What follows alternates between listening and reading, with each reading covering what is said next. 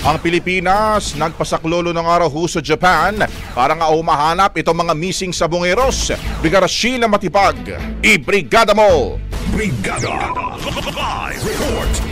Kinumpirma ni Justice Secretary Jesus Crispin Remulla na lumapit na ito sa Japan para sa technical assistance upang mahanap ang mga nawawalang sabongero na umano'y itinapon sa Taal Lake.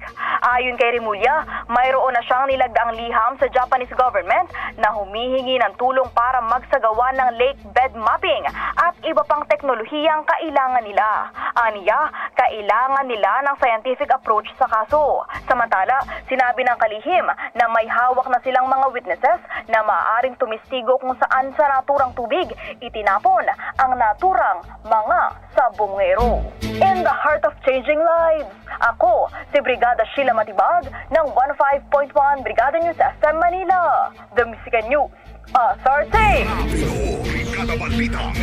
Ang bahaging ito ay hatid sa atin ng Yummyvit ES2 Oral Drops. Simulang tuparin ang pangarap ng iyong anak. And stunting now.